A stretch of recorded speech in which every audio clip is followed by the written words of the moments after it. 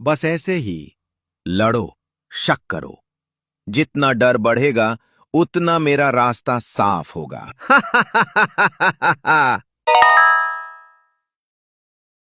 एक घना और हरा भरा जंगल था जिसका नाम था सुंदरवन। सुंदरवन में हर तरह के जानवर रहते थे। इस जंगल का राजा था शेर। वो ताकतवर था, लेकिन उससे भी ज्यादा न्यायप्रिय।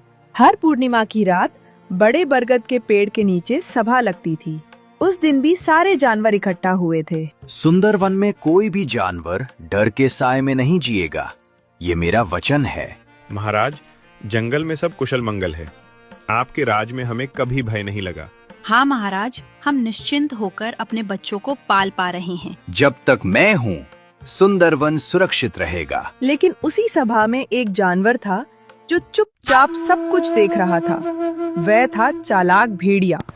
भेड़िया बहुत बुद्धिमान था, लेकिन उसकी बुद्धि में स्वार्थ छुपा हुआ था। शेर ताकत की वजह से राजा है, पर अगर बुद्धि से खेला जाए तो पूरा जंगल मेरे इशारों पर नाचेगा। अगले दिन भेड़िया धीरे धीरे खरगोश के पास पहुंचा। मित्र खरगोश, क्या तुम्हें नहीं लगता कि राजा शेर सिर्फ बड़े जानवरों की सुनता है? नहीं, महाराज तो सबके साथ न्याय करते हैं। तुम बहुत भोले हो मित्र। अभी देखना, एक दिन ये जंगल डर में जिएगा। खरगोश को बात पूरी समझ नहीं आई, लेकिन उसके मन में डर का एक छोटा सा बीज पड़ चुका था। जंगल ऊपर से शांत दिख रहा था। पक्षी चहचहा रहे थे, हिरण चर रहे थे, हाथी नदी में नहा रहे थे। लेकिन किसी को पता नहीं था कि सुंदरवन की शांति अब ज्यादा दिनों की मेहमान नहीं है। मित्र हिरण, कल रात मैंने कुछ सुना। कहते हैं राजा शेर अब जंगल के नियम बदलने वाले हैं। क्या महाराज नियम बदलने वाले हैं? इस बारे में मुझे तो कोई भी खबर नहीं मिली। खैर महाराज, जो भी नियम बदलेंगे हम सबकी भलाई के लिए ही बदलेंगे। अरे मूर्ख हिरण, जब ताकत सर पर हावी हो जाती है तब किसी को भी बदलने में देर नहीं लगती। हिरण कुछ नहीं बोला, लेकिन उसके मन में शंका ने जगह बना ली। खेल शुरू हो चुका है। इसके बाद भेड़िया बंदरों के झुंड के पास पहुंचा। तुम लोग पेड़ों पर रहते हो ना? अगर राजा शेर जंगल का हिस्सा अपने लिए ले लें तो तुम्हारा क्या होगा? हम तो यही सोचते थे कि जंगल सबका है। सोचने और सच में अक्सर फर्क होता है मित्र। बंदर आपस में फुसफुसाने लगे। डर अब फैलने लगा था। शाम होते होते खरगोश, गिलहरी और छोटे जानवर अपने बिलों में दुबक गए। क्या सच में हम पर कोई संकट आने वाला है? अगर भेड़िया कह रहा है तो कुछ तो बात होगी ही। डर अब सच से ज्यादा ताकतवर हो रहा था।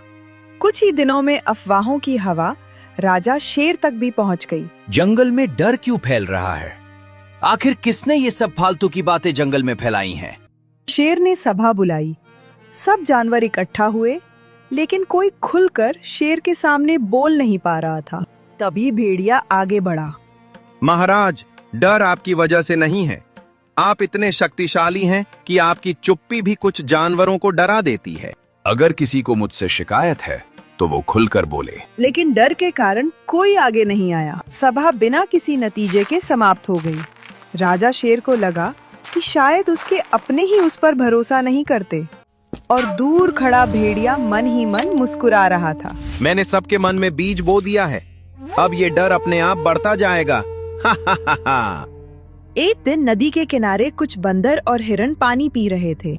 सुना है राजा सिंह अब नदी वाला इलाका अपने लिए रखने वाले हैं।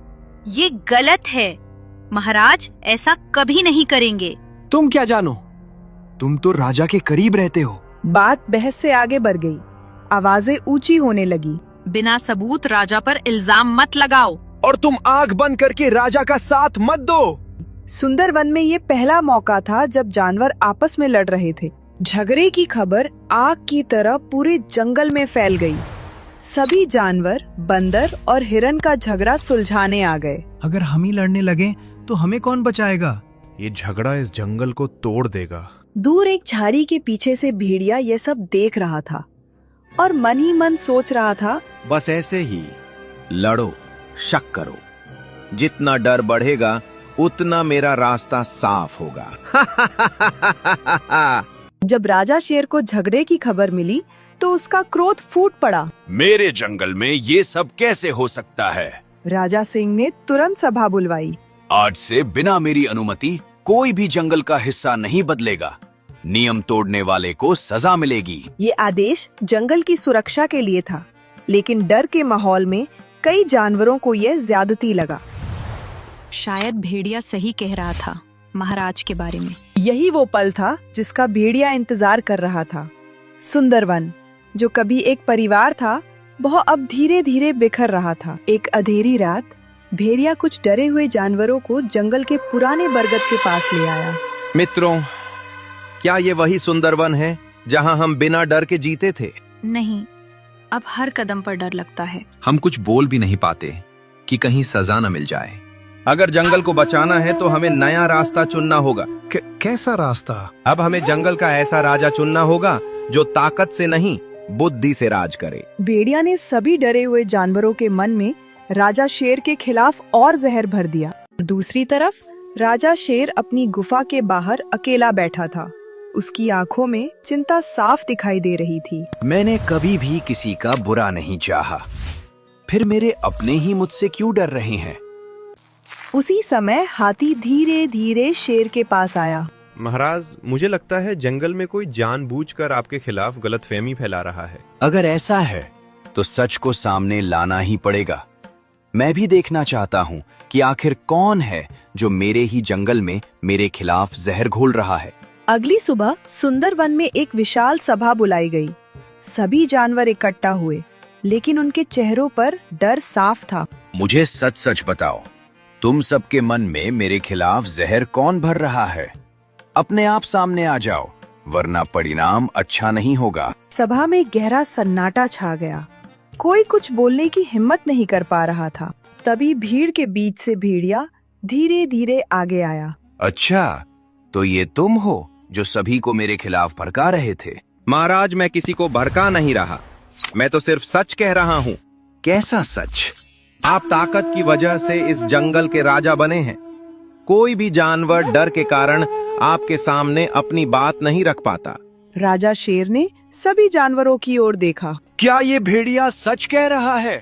सभी जानवरों ने धीरे धीरे अपना सिर झुका लिया। भेड़िए की बातों ने उनके मन में डर भर दिया था। राजा शेर ने गहरी सांस ली। ठीक है, आज फैसला ताकत से नहीं, बुद्धि से होगा। कैसे महाराज? हाथी हम दोनों से कुछ प्रश्न पूछेगा, जिसके उत्तर जंगल के हित में होंगे, वही सुंदरवन का राजा बनेगा। बताओ, क्या तुम्हें ये मंजूर है? भेड़िया अपनी बुद्धि पर बहुत घमंड करता था। भेड़िया ने मन ही मन सोचा, यही सही मौका है इस जंगल का राजा बनने का। हाँ महाराज, मुझे ये मंजूर है। हाथी ने प्रश्न पूछना शुरू किया। मान लो अगर किसी दिन सुंदरवन में खाने की भारी कमी हो जाए, भूख हर प्राणी की आंखों में दिखने लगे, तो बताओ क्या करोगे? मैं सबसे पहले नियम बदल दूंगा। कमजोरों को समझा दूंगा कि कठिन समय में सहन करना ही सबसे बड़ी बुद्धिमानी है, और जो ताकतवर हैं, उन्हें ये अधिकार होगा कि वे अपने लिए भोजन बचा कर रखें। भेड़िए की बात सुनकर कुछ जानवर आपस में देखने लगे। किसी को उसकी बात व्यवहारिक लगी तो किसी को डरावनी।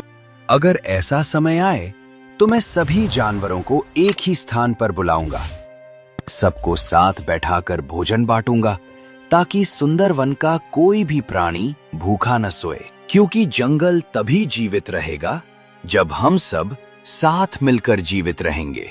महाराज, ये केवल उत्तर नहीं है, ये एक राजा की जिम्मेदारी है। खरगोश ने पास खड़े हिरन से धीरे से कहा, भेड़िया की बात मीठी लगती है, लेकिन राजा की बात सच्ची है। सभा में पहली बार समझ की रोशनी जगी। भेड़िया समझ गया था कि सभी जानवर धीरे धीरे शेर की बातों से सहमत हो रहे हैं। कोई बात नहीं, अभी और परीक्षाएं हैं, खेल अभी खत्म नहीं हुआ। अब दूसरा सवाल। मान लो सुंदरवन में अचानक भयानक आग लग जाए, लपटें हर दिशा में फैलने लगे, धुआं आसमान को ढक ले और जानवर अलग अलग दिशाओं में फंस जाएं। ऐसे समय में बताओ तुम क्या करोगे? मैं सबसे पहले अपनी जान बचाऊंगा।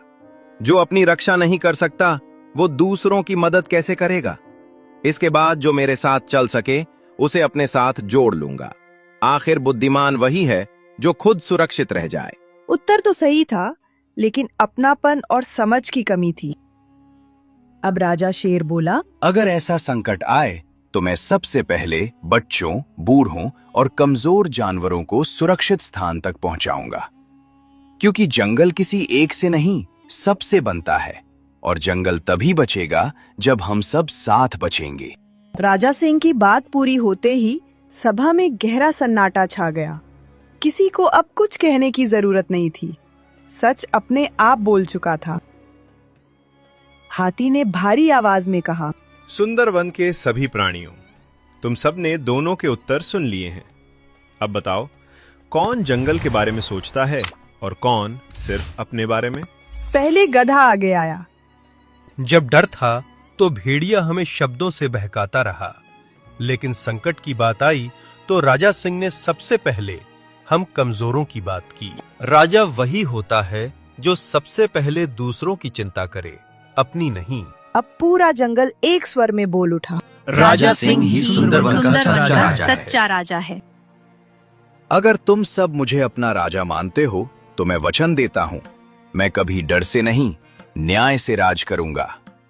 और आज से सुंदरवन में हर छोटे बड़े जानवर की आवाज सुनी जाएगी। जंगल में विश्वास की लहर दौड़ गई। अब सबकी नजर भेड़िए पर थी। वह चुप खड़ा था। उसकी चालाकी अब काम नहीं आ रही थी। भेड़िया, तुमने बुद्धि का उपयोग जंगल को जोड़ने के लिए नहीं, तोड़ने के लिए किया। तुम्हारी सजा जंगल से निकाला जाना नहीं है। भेड़िया चौंक गया। तुम उन जानवरों की मदद करोगे जिन्हें तुमने डराया, घायलों की देखभाल करोगे, बच्चों की रक्षा करोगे और जंगल को पहले से बेहतर बनाओगे। भेड़िया सिर झुकाकर बोला, महाराज, आज मुझे समझ आया कि बुद्धि का असली मूल्य राजगद्दी नहीं, जिम्मेदारी है। कुछ समय बाद सुंदरवन फिर से हंसने लगा। पक्षी गाने लगे, जानवर निडर होकर चलने लगे और जंगल एक परिवार बन गया।